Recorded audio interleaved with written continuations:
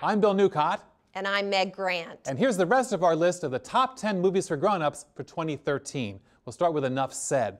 I guess we should develop hobbies. Actually, I weave. Like baskets? Yeah, I do it in the garage. Really?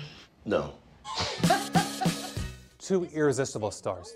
Wonderful stars. Make Enough Said one of the most delightful love stories of the year. Julia Louis-Dreyfus and James Gandolfini are the mismatched pair. They just can't stay away from each other. Turns out even for grown-ups, those old butterflies can still eat at you when you fall in love. Yep. And you know, James Gandolfini tragically died before the movie made the big screen. He played a lot of really bad guys and sort of crazy characters, and people say this role was the most like who he really was as a person, sensitive, kind, sweet. Yeah, we showed Enough Said at our film festival in Los Angeles, as you know, and Julia Louis-Dreyfus was there, and she said that last scene of the film, when she's just gazing at him lovingly, was not really acting. She really loved that guy. A lot of people did.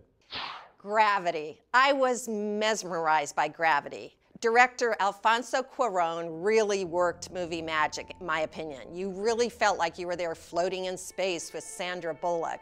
I was riveted. You know, everyone loved Gravity except me. I didn't like Gravity. I kind of felt like they left the script back on the launching pad. It was visually amazing, but otherwise I thought it was empty. You missed the story, Bill. Come There was a story? on. A story? Who Didn't knew? you ever want to go into space when you were a kid? Well, yeah, but when I came back, I wanted a story to tell when I came back. Nebraska. Bruce Dern is cranky, sloppy, and sometimes delusional in Alexander Payne's Nebraska, and Will Forte is just totally endearing as his bemused son. The whole thing is shot in glorious black and white. I love this movie. We are now authorized to pay $1 million to Woodrow T. Grant of Billings, Montana. And it's so fabulous that Bruce Dern is finally getting center stage, a story all about him.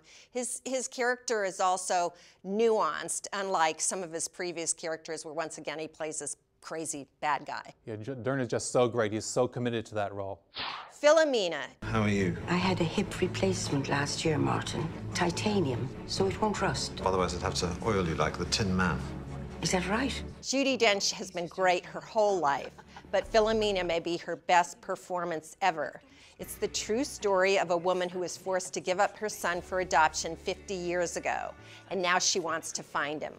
Stephen Frears directs this big-hearted story of how it's never too late to recover from a lifelong loss. You know, Steve Coogan, he was mostly known as a comedian in Britain, but he wanted to make this movie because he wanted to tell that story, and you can tell he's totally into it.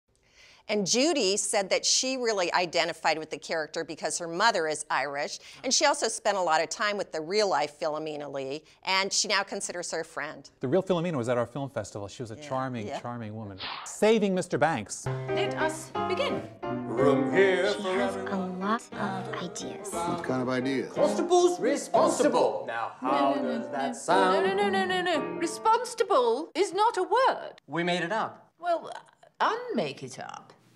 Walt Disney had his hands full when he tried to convince P.L. Travers to let him make a movie from her Mary Poppins books, and Saving Mr. Banks tells that true story. The script has a lot to say about how, you know, even as adults, the touchstones of our childhood are never very far away. Yeah, and for me, and I'm sure lots of people my age, watching the movie brought back my childhood because I remember watching the real Mary Poppins, or the original Mary Poppins, and coming home and turning on the music, Chim Chimney and Tuppence Bag, and dancing to it. I wish I'd seen that, Meg. Well, those are our choices for the best movies for grown-ups of 2013. What do you think? Did we leave any out? I'm sure we probably did. So why don't you go to the area below and write in your favorite movies of the past year and tell us why. And if you think any of our choices are way off base, and I guess we know which ones those are, you tell us that too. Look for our announcement of AARP, the magazine's Best Movies for Grown-Ups Awards right here on YouTube and on aarp.org. And Bill, what do you think we should say to viewers who say there are no movies for grown-ups? Well, Meg, I think they should just tell them to grow up. Thanks for watching. Thanks.